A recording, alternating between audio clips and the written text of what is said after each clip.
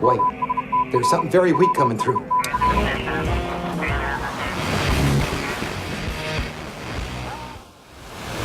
long time ago, in a galaxy far, far away.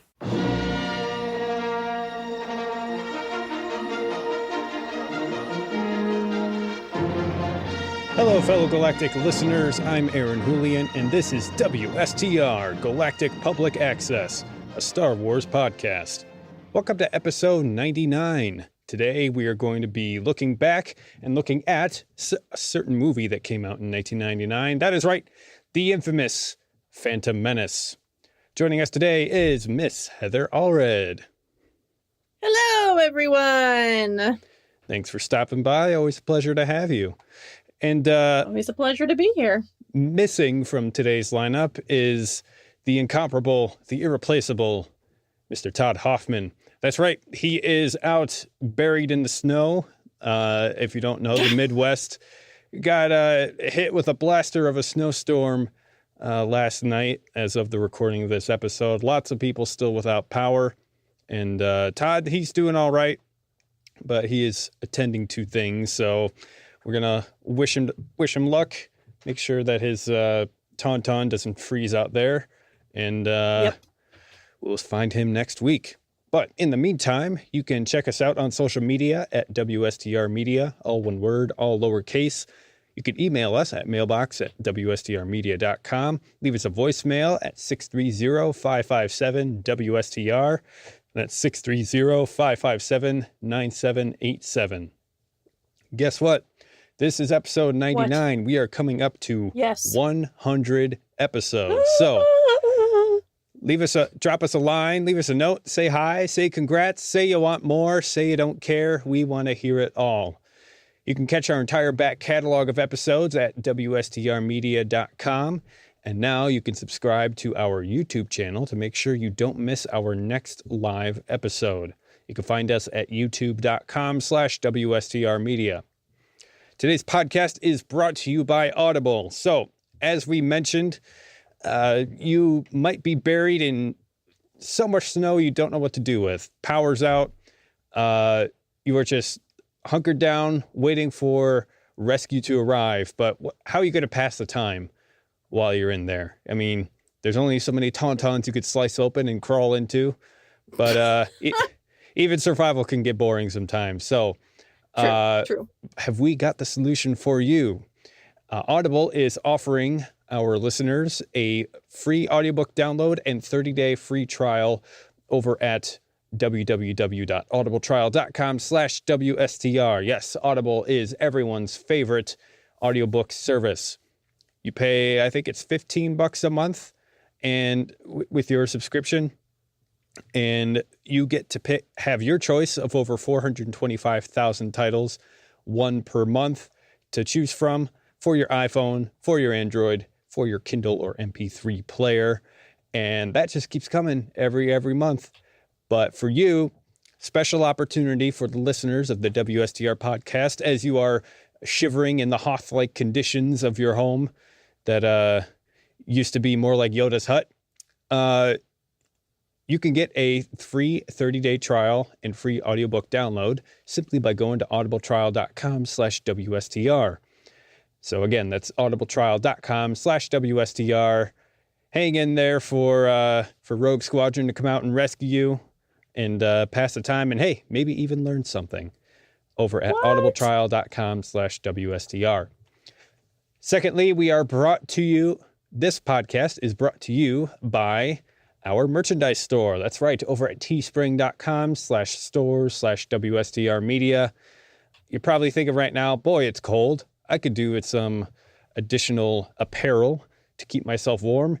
But hey, I also want to support my locally grown, free-range, ethically sourced, I need to write this down, podcast, WSTR. Well, have we got a solution for you? That is over at teespring.com, where you can find mugs for your coffee or tea or what have you to warm you up. We've got t-shirts, we've got leggings now, we've got tank tops, we've got hoodies. It's all over there. Stickers, all over there at teespring.com/store/WSTR Media. Get some good gear and support your local favorite podcast while you do so. Heather, Woo, sir. now that our legal obligations are fulfilled, what are we looking ahead for our news of the week? Yeah, so our little teaser for everybody. I have 3 little quick things for you. One is Ralph. That's it. That's all I'm giving you. Ooh, Ralph. mysterious. Be excited. And then, hello there. Oh, Anybody? you are a bold one. Anybody guessing? Are you guessing? And then George.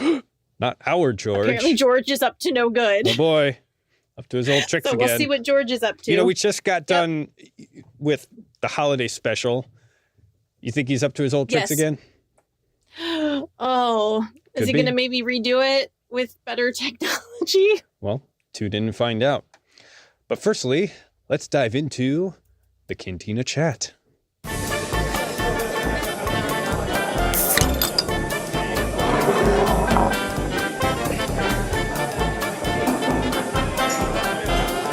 All right. Okay, Heather, anything going on What's up? with you Yes. lately? What's in your life? Yeah. So, at the time of this recording, the week previous was our Thanksgiving week here in the good old U.S. of A. And so ate lots of turkey and stuffing and enjoyed family time together, which was a lot of fun. And then I put up my Christmas tree because it's now after Thanksgiving. Nice. So I did that. And then I baked Heather cookies. Heather cookies. Yes. What makes it a Heather cookie? So I am not a huge fan of chocolate. And chocolate's not a huge fan of me because Okay. I get migraines and stuff. Mhm. So they are chocolate chip cookies without the chocolate chips. What source of magic is this? They're amazing. What do you use instead of chocolate? Nothing. What? You just basically take a chocolate chip cookie recipe, and when they tell you to add the chocolate chips, you don't. Wow. And then you just bake them. Wow. Something you might want to try. There is a I guess a root or like a bean. It's not quite a bean. It's from the carob tree, CAROB, also known as as St. John's bread or like locust bean, I think it's called. Interesting. Yeah, if you go to Whole Foods, they have it under Bob's Red Mill brand. It's like a powder, carob powder, and it's a non-chocolate chocolate. So if you're looking for a chocolate substitute, and for whatever reason, maybe you can't have caffeine or whatever, you need to substitute. I've not tried it yet, but it's definitely something I want to look into, maybe for some hot chocolate. But it's certainly something you could try to add to your other cookies. Not saying that you're not trying to claim your recipe isn't perfect as is. Just a suggestion. Maybe Take it or they'll leave be Heather cookies with a twist. it. Ooh, there you go. Ooh, yes. So Excellent. Yeah, so nothing terribly nerdy. Just a lot of Do you have seasonal holiday changing. Do you have any nerdy ornaments for your Christmas tree? I do have some of the Disney Woodland characters. Okay. Like And from Bambi? Let's see. I have oh my gosh, I'm gonna fail all of my Disney points right now. The raccoon from Pocahontas. Yes, I know exactly what you mean. What's his darn name? And he likes the crackers. What is his name? Anyway, him. I have Sven. Miko. It's Miko. Miko. I have Miko. I have Sven from Frozen Okay. because I love Sven. And then I have Chip and Dale because Fantastic. who doesn't want rodents on their tree? Of course. Why break a theme? And then I was this close because I was at Target.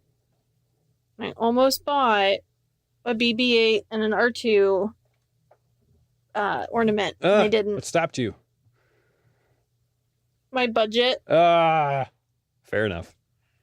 I did. Oh, I bought Avengers Infinity War. Okay, there you go. So, okay. Well, trade-offs everywhere, I suppose. You could borrow my Death Trooper ornament sometime. Nice. Yeah. So, yeah. That's my week, guys.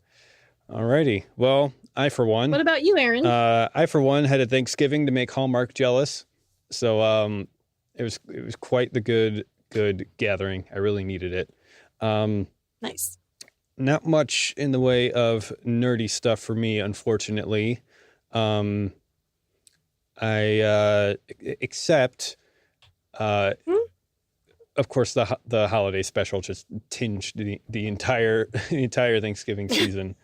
It was quite hilarious. So that's about all I've got for that.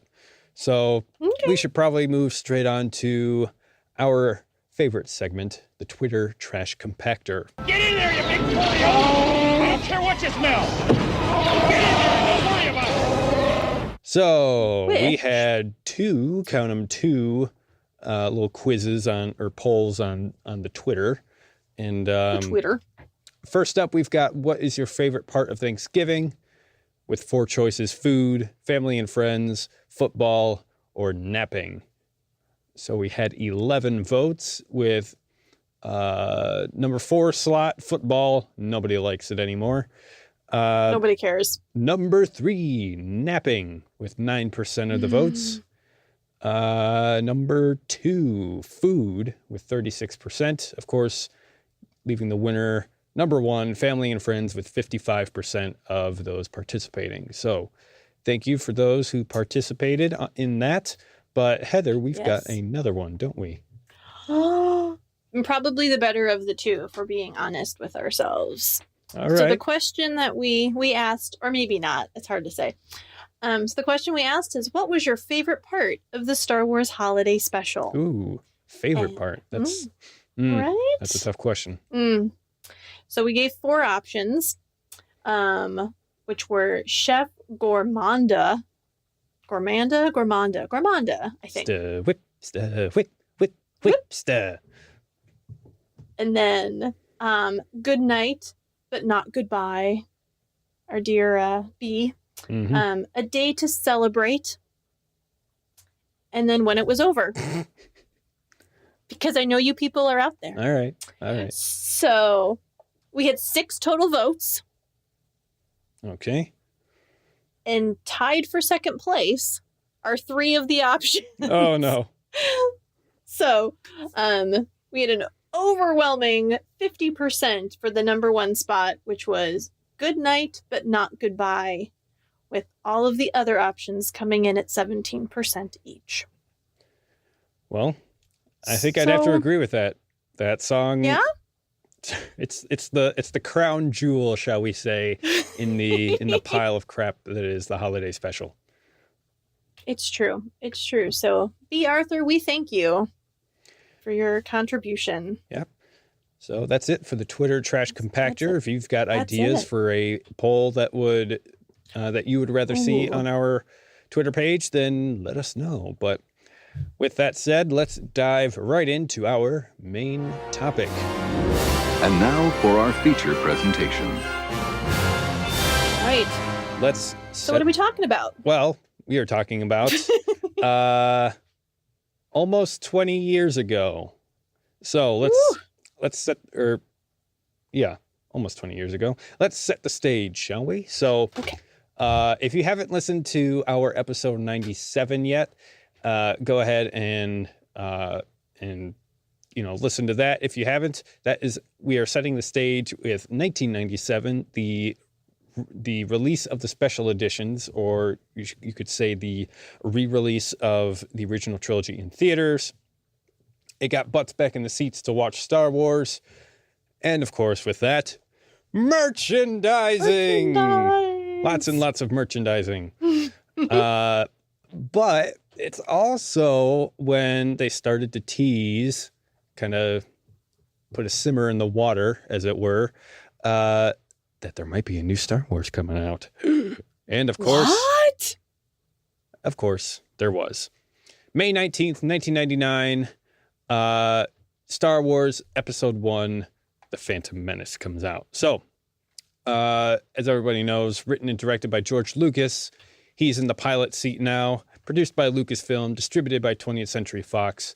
It signaled the start of a new era of Star Wars films with the prequel trilogy. Starred Liam Neeson, Ewan McGregor, Natalie Portman, Jake Lloyd, Ian McDermott, Anthony Daniels, Kenny Baker, Pernia August, and Frank Oz.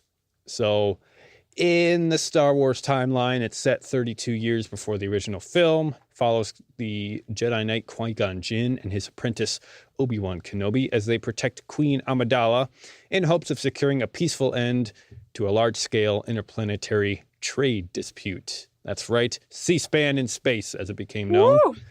They are then joined by Anakin Skywalker, a young slave with an unusually strong natural affinity with the Force, and they simultaneously contend with the mysterious return of the Sith. So, why wasn't this film made earlier?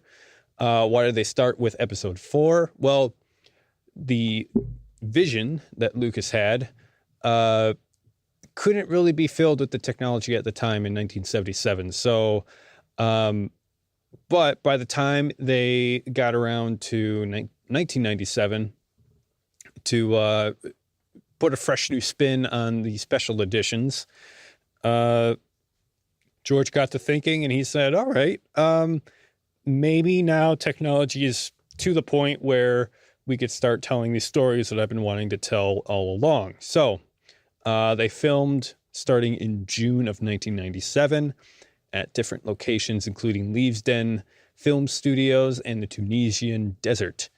The visual effects included extensive use of CGI. Many of the characters and settings were completely computerized.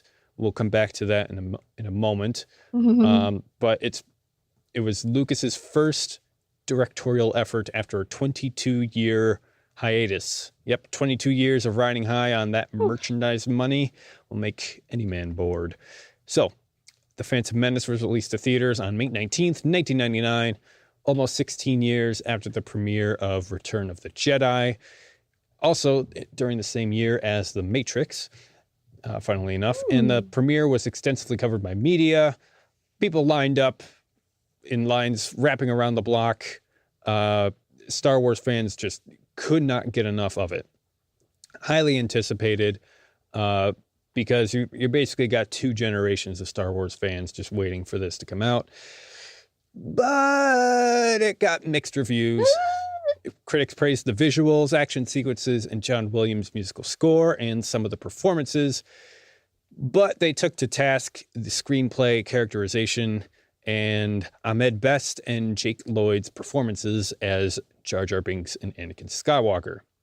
So let's crunch some numbers here, shall we? It grossed more than $924 million worldwide during its theatrical run, becoming the highest grossing film of 1999, second highest worldwide behind Titanic, and the highest grossing Star Wars film at the time.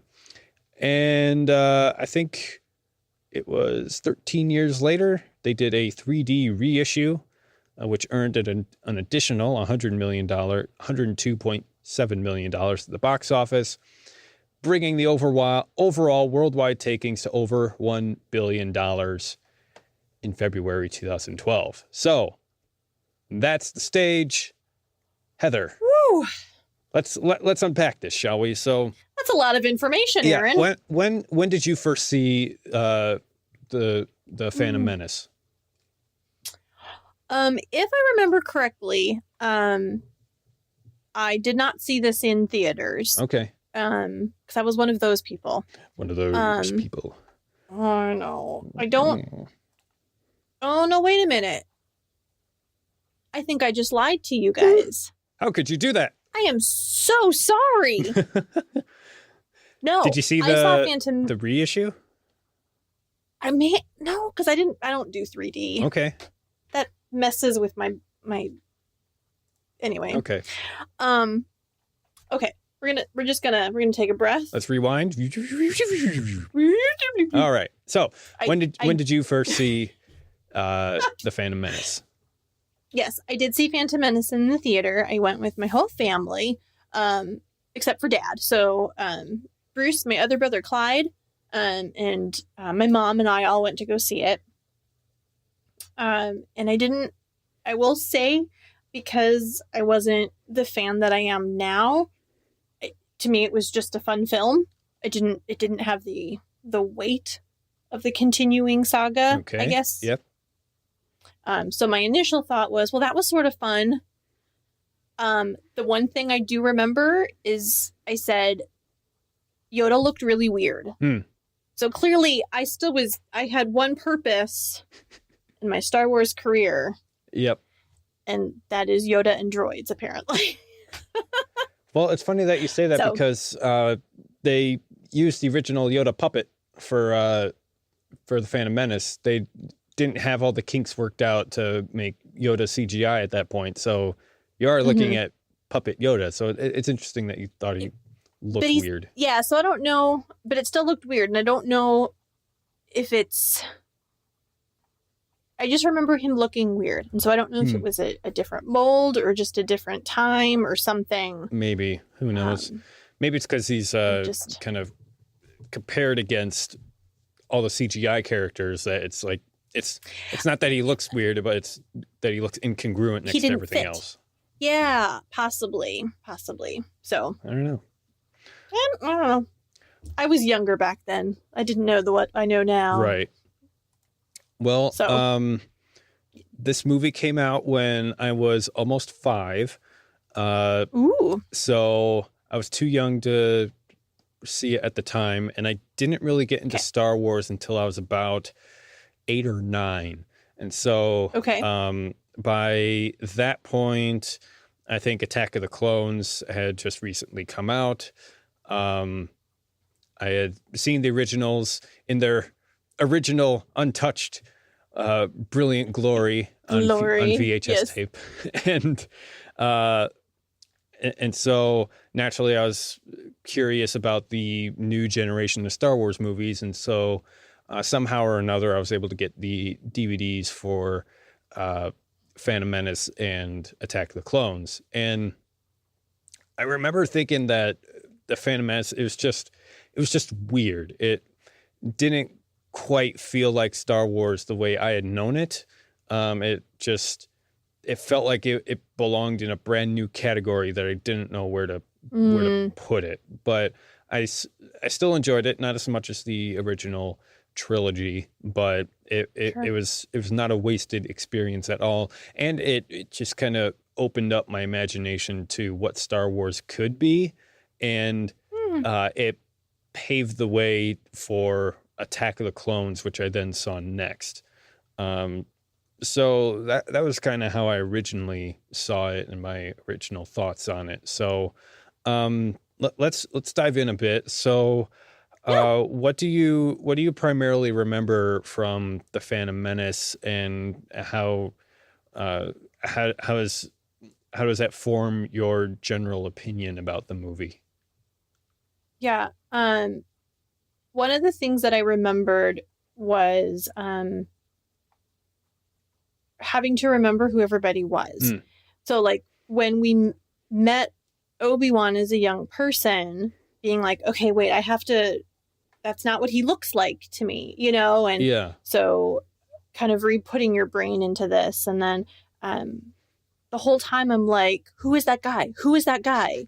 And then finally I'm like, oh, it's Liam Neeson. Mm-hmm. So like I was having this not like in the moment of him as a character because I was so distracted by the actor.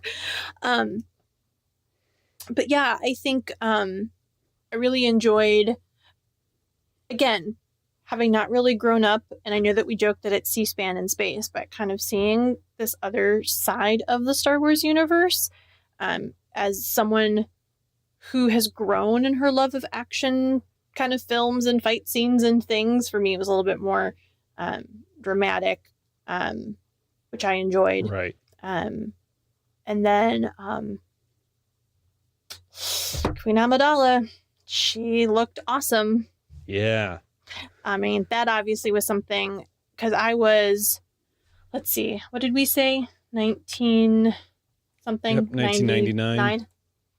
So I was just out of high school.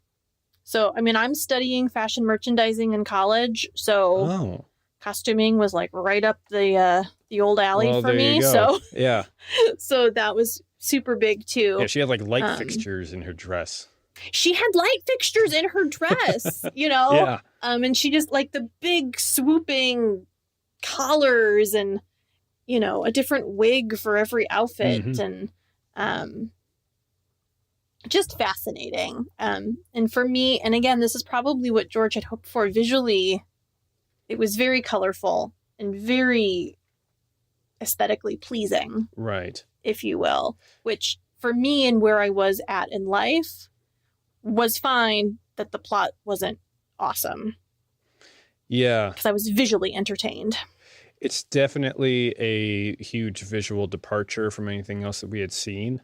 And that's actually one of the strengths of the movie, I think, is that it, because of that departure, it has like a lot more of a rounded, organic look to everything, where it felt like you had gone through your house to like a closet, and then there's like a trap door in there, and you go through there, and there's this whole other building that you never really knew about, and it's kind of like discovering a new world that's still kind of Star Wars, but with this fresh, brand new look to it. And so, yeah, certainly, especially with Queen Amidala and her whole wardrobe and everything, and makeup and everything, it's like this culture is way different than anything you ever knew. Right. And so, yeah, I'd probably echo that as far as things that I really liked about that movie. I remember after I'd seen that, going to school, and they had those like DK like visual encyclopedias of the Phantom Menace, and so you'd open it up, and they'd have these really gorgeous photographs of all the different costumes and characters and props and locations of everything in the movie. And that's one of my interests that really got me into learning about filmmaking and how it's all done, because as I talked about in episode 97 on the special editions, they had these little making of featurette things in the beginning before the movie played, and that really stoked my interest. And then after that, the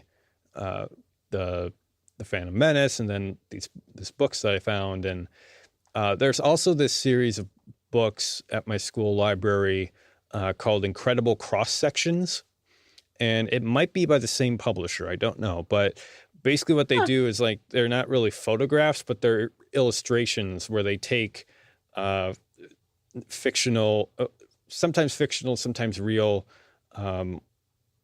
complex machinery and items and objects, and they would have like these cutaway cross-section views of it, and they'd have like little itty bitty text with the lines indicating where each part was, and they would tell you all about how these things worked. And I think they started with like aircraft and helicopters and things like that, and they expanded into fictional worlds too. And so they had these for Star Wars and the Phantom Menace, and I just was spellbound by learning about all these things and identifying the different spacecraft that you would find in the film. And so for me, it was like, you have the movie, but then behind it, you have this foundation of knowledge. And I guess the term that gets bandied about a lot casually today is world building, where the movie's just the start of it, and you can really go through the rabbit hole and dig deeper than you ever thought possible. And so that's what I think is the most valuable part of the Phantom Menace, is that it's in itself, it opens up this entire vast array of knowledge to dive into. But then as the first in a trilogy, it also opens up this entire world and thousands of years of history and et cetera, et cetera. So, so Heather, is there anything about the Phantom Menace looking back that you would rather change and or do away with, anything like that? I mean, on my first viewing, no. I don't know that I was intelligent enough in the world to been like, that was awful, or that didn't follow, whatever. I remembered rewatching it, once it was out on DVD, and you do all the rewatching and everything. And, obviously, Jar Jar is a special character, and you want to hate him, but then you kind of secretly love him. But I think there could have been some, what's the word I'm looking for? Some character changes, whether that was where his voice sat, maybe like the pitch of it with Jar Jar was annoying enough. Yeah. Mm-hmm. So I just, I don't know if that would have been a good change. I think, I think, what was it? Jack Lloyd? Is that the little boy's name? Andrew Lloyd. Andrew Lloyd, wrong guy. No. Right? We're both wrong. No, because Andrew Lloyd Webber, Jake that's Lloyd. Different, right? Jake Lloyd. Oh. Wait, okay. Sorry, Jake. I really liked him when they first discovered him. He was just a boy, and he was being kind of annoying because he was a young kid and he didn't know any different. Yeah. So I don't necessarily think I was bothered by it, although the more that I watch it, he does become more annoying. Mm-hmm. So I don't know if I would necessarily change that, but I can definitely see, of the two things that we previously mentioned in the recap, I could see where those things would be annoying. Let's talk about Jar Jar and Anakin, because they're usually held up as the whipping boys of the movie, shall I say? Sure. And yeah, it's difficult to talk about because Jake Lloyd, he got a lot of flack for his role as Anakin. He was bullied mercilessly for it. So much that he basically dropped off the face of the earth as far as appearing at Star Wars conventions and things like that. Yeah. I think relatively recently he started showing up again, and it's been a lot warmer of a reception. But for a while, I think for primarily the story problems with the Phantom Menace and the changes that they made, it left a sour taste in a lot of fans' mouths. And they directed that at, I think, Jar Jar and Anakin, just because they were easy targets, I think. And it is hard to criticize that because, I think he was 9 at the time, something like that. And kids are going to be kids. You can't really fault that either, and you can't really fault the kid's performance. When you've got a director like George Lucas, who's not that great at giving character direction, So it's kind of like a problem you can't really pin on anybody, but you certainly can't pin it on Jake Lloyd. So, but you could still argue that it's kind of like the tiff on Twitter about the character of Rose in The Last Jedi, where it's like, disagree all you want with the character and what her purpose is in the movie, but there's only so much you could say about that as far as the actor is concerned, and they certainly don't need your online abuse. So correct. And I think very well stated. Ahmed Best, he might have gotten even more flack for being Jar Jar, when really he's just doing his job. And I think George wanted to make a comic relief character, sort of like C-3PO and R2-D2. And he wanted kind of like this zany trickster that the kids watching the movie would really enjoy. Right. And maybe they did, but I guess just there's this clash between the personality of Jar Jar as kind of like this zany Looney Tunes kind of clown and the tone of the rest of the movie. And I think it just didn't quite connect, and people people still to this day, like anybody who's who might call themselves a Star Wars fan, you mention Jar Jar to them and their eyes just roll automatically, and it's like, yeah, probably best to not have Jar Jar there. However, the abuse for Ahmed Best got so bad that he almost committed suicide over it, which is pretty bad. So yeah, that really is bad. terrible. It is. So fortunately he didn't, and George Lucas pretty much wrote out Jar Jar for the following 2 films. He has got a couple lines here and there, but that's it. And so they take a big load of the criticism, and I think some of it's deserved because they're not the best characters. They might be annoying, or they just don't quite belong. But that can't really be laid at the feet of the actors for it. So, if there's anything that I would want to change, it's like maybe cast somebody else for Anakin or rewrite Anakin so he's not, so he's more congruent with the rest of the story. And either get rid of Jar Jar altogether or really revise him as far as what kind of role you want him to have and how you express that role. So that's enough criticism for now. Anything that you really loved about The Phantom Menace? Well, outside of the few things that I've already said, basically just visually and wardrobe and etc.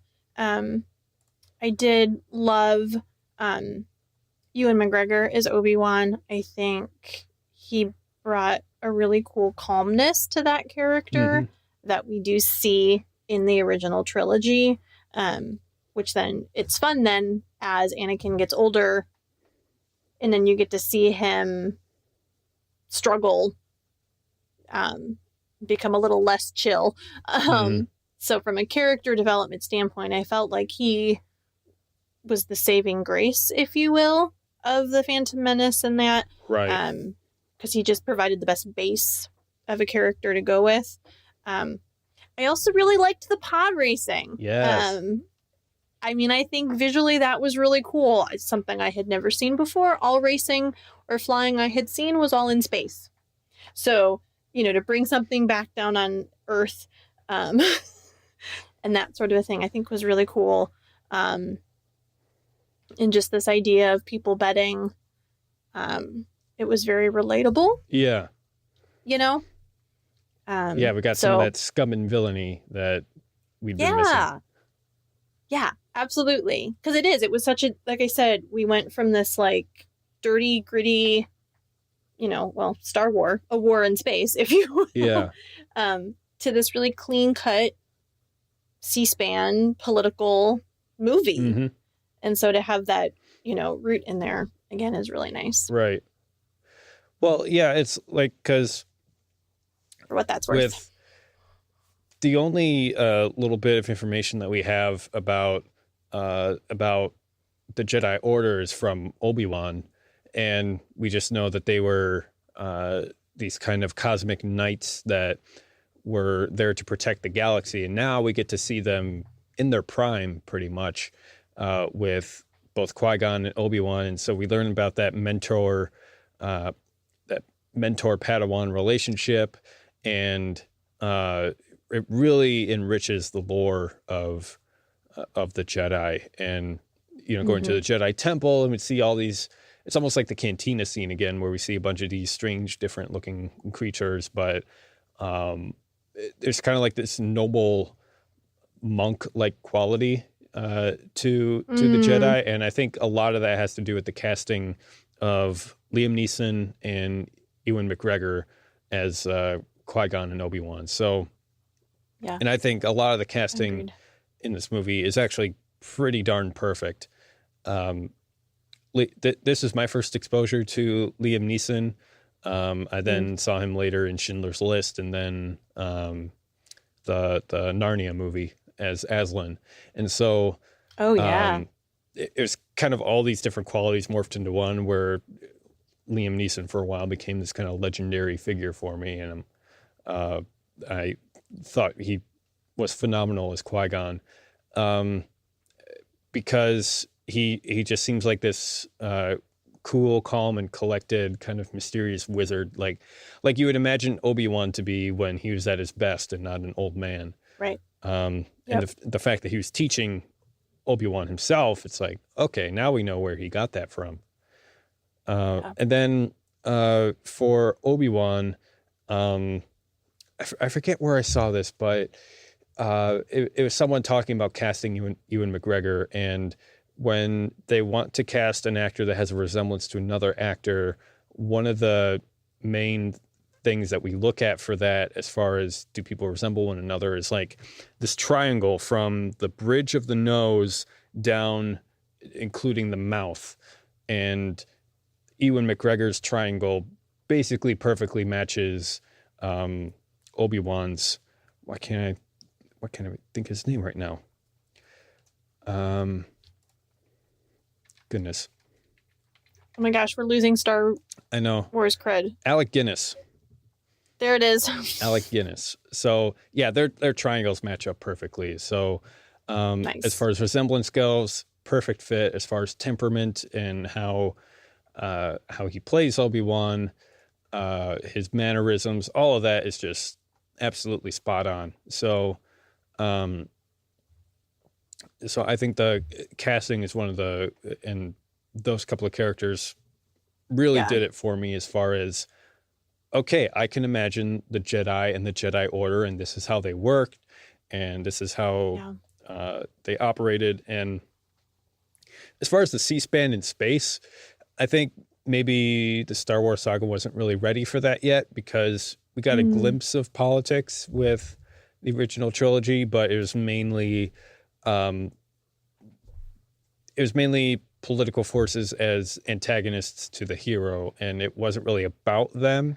It was about the heroes within those political forces. But then you have like this whole trade dispute, and now we're going to Naboo, and now we're on Tatooine and slavery and all that, and it gets to be a bit too much. So I think if they simplified that and maybe developed that over time for Attack of the Clones, that might have made more sense. But you have a 2-hour movie. This isn't a Game of Thrones TV series, you know? So trying to cram a lot of that in doesn't really work. I also, before I forget, I also want to bring up Darth Maul. Yes, go for it. He's pretty cool. Absolutely. I really enjoyed him. I think it is very difficult to go from a set of films where you meet Darth Vader and then have to introduce sort of another villain. Yeah. And I think the double lightsaber was a very, I remember it was my second time watching it, that I was like, yeah, that's all. Oh, and for those who aren't watching the YouTube live stream, subscribe and watch us. But my facial reaction very much went as you grab your cat's tail. Yeah, as my cat's been walking back and forth. Yeah. So that was one of the other things that I really enjoyed, was Darth Maul. Yeah, for sure. How can we forget him? Ray Park, I think, is the actor's name, with pretty much no dialogue. It's all the look, and you're like, okay, this is the coolest guy in the room. He was in all the trailers, and it's just this intrigue of this just super evil looking dude who has a lightsaber like we've never seen before, and also has that connection to to Darth Sidious, who makes a connection to the original trilogy because we're like, oh, this isn't his first rodeo. He's worked with really evil dudes in the past, and he's using them like pawns. So that's really intriguing. Yep. One other thing I wanted to note before we wrap this up is a lot of people say like the CGI. Well, first of all, it just doesn't date well. There's no way that it can with the time period that it was in. But that's true. Like, even if you look at The Matrix, the CGI isn't fantastic when you compare it with today. Given it did do visual effects in a new way, like we haven't never seen before. But you could say that about the Phantom Menace too.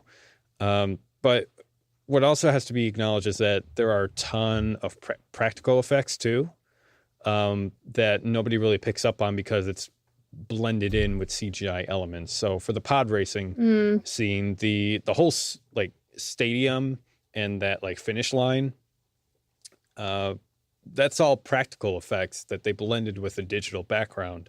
And so all the audience members, they were like little colored Q-tips that they placed in these little slots, and then they made the whole audience like move and ripple and all of that by like blowing fans underneath. So a lot of really hard work went into the practical effects for this movie. So a little shout out for that. And learning about that stuff and all the man hours that went into making something like this is just purely mind-boggling. So absolutely, we like to joke that the Phantom Menace is trash and it's a bad movie, and Star Wars, what were you thinking? And a lot of that is fair criticism, but there's a lot to like too. And so maybe after listening to this, they'll have you maybe reconsider your stance on the Phantom Menace. Absolutely. So any final thoughts before we wrap that up? I guess, I mean, we just need to be okay with the fact that sometimes Star Wars movies aren't what they have created in your head. Mm-hmm. And let's just not be mean to people. Right. I just feel like I want to be that broken record for a little while. Because I don't want a podcast in the future about another actor who's been bullied for a performance that I'll just period. Yeah. And it's even easier for that to happen nowadays with social media. Like, yes, all that with Ahmed Best and Jake Lloyd, like that all happened pre-internet. So exactly, internet was like in its infancy, wasn't really widely adopted then. So it's even more powerful now. Yes. And one other thing I wanted to mention, we didn't talk about it in this episode, but midi-chlorians, as far as what they are and how they are as a story device. But we go into this in depth in episode 39. So if you want to go way back in history to episode 39, we got a whole episode of midi-chlorians. So go ahead and check that out. And nice. You may be surprised. What? So, and then Todd left us a note. Why Tatooine? Yeah. Hard to know what tone he wanted that in. Like, why Tatooine? Or why Tatooine? So, I'm thinking, just a quick answer. I think that Tatooine is just, they wanted to throw out an anchor to a place that came up a lot, even in the original trilogy. I don't think Tatooine shows up in Empire Strikes Back. It does in Return of the Jedi with Jabba's palace and all that. And of course, it's a major starting ground in A New Hope. But yeah, it's probably just if we're thinking about the ring theory and how everything connects to everything else in Star Wars, that's probably why. All right. Okay, shall we go on to the So- news of the week? And now, the Star Wars News of the Week. All right, let's do it. So, I gave you guys a couple little teasers. Let's find out what's going on. All right. So, where are we starting? Let's start with some comic book news. Comic book news. Not really comic book news. Todd, why'd you I was write these gonna notes? say- Why? Okay, Todd. Todd. Why So our Todd? first There we first news item: Ralph breaks the internet. That is not a comic. That is a movie. So, Disney's latest animated blockbuster, Ralph Breaks the Internet, takes full advantage of the company's extensive library of properties, from the assembled classic Disney princesses to nods to the Marvel and Star Wars universes. That's where the comic is. Many of the Easter eggs and cameos featuring Marvel and Star Wars properties are in blink and you miss it moments, with most not playing any major role in the sequel story, as Vanellope von Schweetz, played by Sarah Silverman, makes her way into the fan hub Oh My Disney. As an actual website / organization, by the way. True. So we've got that. There is no list here, apparently. Thank you, Todd. But yeah, go see the movie. And if you see any Star Wars references, reach us out on social media and let us know. Yes. A couple more facts about Wreck-It Ralph. Ralph Breaks the Internet. Stars John C. Reilly and Sarah Silverman. They stole the show. Took the top spot with $84.5 million in the 5-day holiday weekend haul. That's the second biggest Thanksgiving opening ever. The first one being Frozen, which made $93.5 million in 2013, thus proving that Disney is the evil galactic empire and they will take over everything. So, they hold the top 5 all-time openings on the holiday, so they're breaking their own records there. And coming in at number 2 was Creed 2. That's a sequel to the 2015 Creed, which stars Michael B. Jordan and Sylvester Stallone. Estimated $55.8 million over that same 5-day weekend. That's got a record of its own. That's the most a live-action film has ever brought in on Thanksgiving. So, wow. Wow. Which even beats out my Thanksgiving favorite, Planes, Trains, and Automobiles. So both films were a hit with critics and audiences. Ralph has 86% on Rotten Tomatoes. Creed 2 has 82%. So both of those together brought in a record $314 million domestically. Is that for all movies or those two? Because 55 and 93 don't make up 314. That must be all movies. So, Heather, have you seen either of those? Makes sense. I have not. My desire to see the Creed movies is pretty low. Okay, Just in honesty. fair enough. Yeah, so I saw Wreck-It Ralph, the first one, so I do want to see the second one. My fear is that they showed so much of the Disney princess scene in previews and online things that there won't be much more left in the movie, Yeah. but we'll see what happens. What did you think of their redesigns?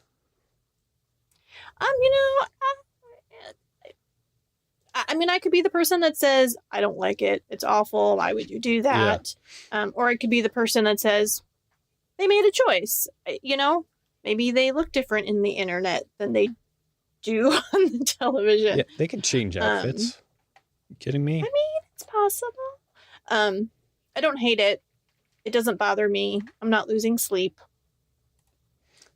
I do think it was an interesting choice. So it's one of those, you question it, you go, huh? And then you move on with your life. Yeah. I thought it was fine. I'm referring to the Disney princess redesign for the movie. I haven't seen the movie yet, but Yeah. pretty surprising to see how well Mulan rocks high tops and jeans and a jacket and everything. Right? I like it. It's a good twist. So I might see the movie. It just seems like one of those like standard animated family movies. So Yep. that doesn't hold too high a priority for me. But, maybe once it comes out on Netflix, oh, no, it won't. It'll come out on Disneyflix. So maybe if I cave and get that service too, and it shows up there you go. I'll find it. But Yep. yeah, we'll have to dig into those Star Wars references once the Blu-ray comes out. Heather, do you want to take our next news item? I will. So, according to Polygon, apparently, Mr. Obi-Wan Kenobi will be joining Battlefront 2's roster. Tell us more. So there will be, now again, my gaming knowledge is up there with the best of them. So let's see how well we do here. So Obi-Wan Kenobi, aka Ewan McGregor, not Sir Alex Guinness, will join the Star Wars Battlefronts 2 roster of heroes on November 28th, which will be when we release this podcast. What fancy is that? It's almost like we planned this. What? We didn't plan this. Don't tell them that, Aaron. Just take the win. The vulnerable Jedi arrives with 2 appearances, a Jedi Master look, and then a robed costume that more recalls his later incarnation. The good old Jedi mind trick is among one of his abilities. When used, target's own abilities are disrupted for a short time, including their dodges. Known more for his defense mastery, Kenobi's blocking is superior to all other Jedi heroes, and it can be used for offense too. Offense, not offense. Offense. Well, it can hurl insults your way. Whatever. The defensive rush ability pushes him forward, redirecting blaster fire at enemies with his whirling lightsaber. Let's see. EA Dice said, "Our intention is to make him feel like the general we follow throughout the Clone Wars," noting that the 212th Attack Battalion of Clone Troopers will also come to Battlefront 2 with the Battle of Genesis. That's not how you say that. Geonosis. You were close. I was close. There was another letter in there that I didn't see right away. Battle of Genesis is something entirely different. It involves a serpent, I think. Anyway. Right? It's fine. Oh my gosh. A General Kenobi appearance will join the game later, but it and the robed. Wow, I am failing. It's going to be that time of night. Woo! Okay. So, and then his robed look are available for purchase with both credits, which is the free in-game currency, or crystals, and that's the real money, people. So, you know what? If this game didn't leave such a bad taste in my mouth over the whole microtransaction debacle, I'd be more excited about trying it out. But, with the season of giving upon us, yes, might be time to just look into it, see if it would be a decent purchase. I just don't have much time for video games anymore, unfortunately. Hopefully that will change soon. But for those who enjoy the game, you're about to get some sweet, sweet content. And totally. Speaking of Obi-Wan, and then maybe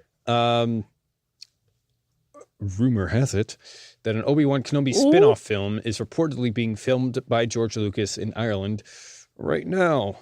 So it's a surprise to be sure, but a welcome one. The Obi-Wan Kenobi spin-off movie might be underway and will reportedly be filmed in Ireland by none other than Star Wars creator George Lucas himself. That's right. He is up to his old tricks again. So here's where it comes from. It's a pretty unexpected source, and it's kind of roundabout, but here we go. British politician Boris Johnson dropped some details during his speech at the DUP conference on Friday. So in an effort to enumerate the various accolades of the UK, Johnson revealed that Lucas is already planning to shoot the Kenobi standalone film in Ireland. There's a link to his full speech, but the little bit we're interested in is right here. So, quote, "We have more Nobel Prizes for one Cambridge college than from Russia and China combined. by far the most dynamic creative culture and media industries, which was the biggest grossing movie last year. Star Wars, and where does George Lucas propose to make a follow-up about Obi-Wan Kenobi? Northern Ireland. So Johnson probably should have just dropped the mic right there, but he had other things to talk about. Nevertheless, the reference to the Kenobi movie did not go unnoticed. So it's unclear if Lucas is already scouting locations in Ireland. We have yet to find any confirmation that the film is actually happening. Last we heard, the movie has been put on hold, not canceled, but it sounds like Lucas is eager to move forward with it as soon as possible. So it's important to point out that Disney and Lucasfilm have not yet confirmed it.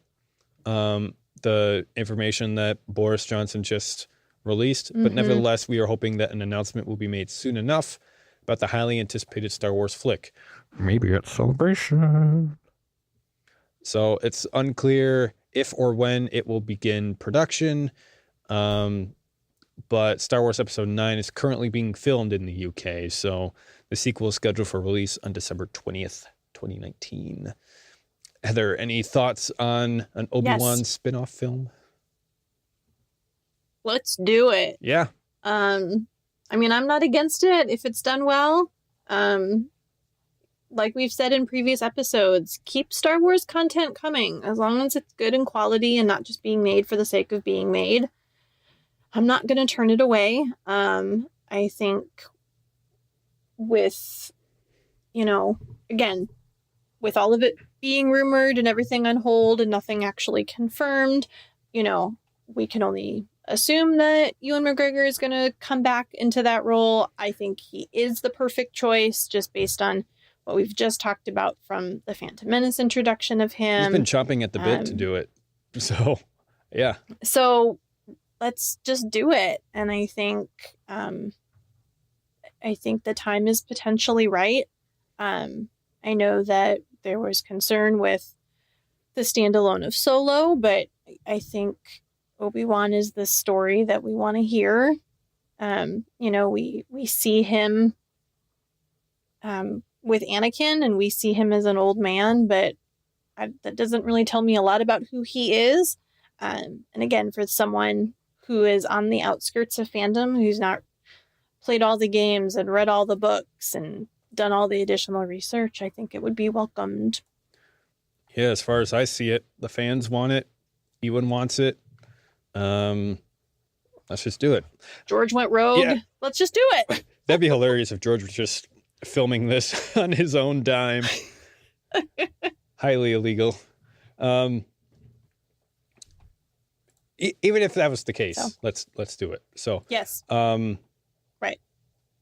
Yeah, I'd just be curious what story they would have to tell with Obi-Wan and what era. Like, would it be like Clone Wars era Obi-Wan? Would it be after, when he's in hiding and having to track down some elusive threat or something like that? A lot of possibilities there. But yeah, let's hope it comes through. Lots of good storytelling. Yeah. So let's do it. Heather, you want to wrap us up? I would love to wrap us up. Right. So friends, thanks again for listening to another episode of WSTR Galactic Public Access. Once again, you can check us out on our social media, WSTR Media. And we do really want to hear from you. So comment, tweet, you can rate us on iTunes. You can send us an email at mailbox@wstrmedia.com. Or you can also give us a call and leave us a voicemail at 630-557-WSTR, which is 630-557-9787. And if you can believe it, our next episode, numero 100. Oh boy. So we want to hear from you even more. So say hey, say congrats, tell us that you love Star Wars, that, you wish we talked about such and such, or you secretly support Jar Jar, whatever it is. Memories from the podcast. We want to hear episodes that you liked. Memories. Yes. All of those things. Please just let us know, because we want to celebrate with you. And if you need to know what we've been talking about, then check out our back catalog of episodes at WSTRmedia.com. And again, don't you want to support your favorite podcast? We have merch. Much like any Star Wars fandom, there's merch. So check out teespring.com/stores/WSTR media. So you know how to get a hold of us. You know how to watch all of our back catalog of episodes. Not watch, listen. That's all right. And then, you can support us through Teespring. And then we're going to celebrate next week. All right. Episode 100. We're going to celebrate you for helping us at the podcast. That's it. So, Aaron, I'm ready when you are. Now this is podcasting. See? We missed you, Todd. Yes. Stay safe. Stay warm.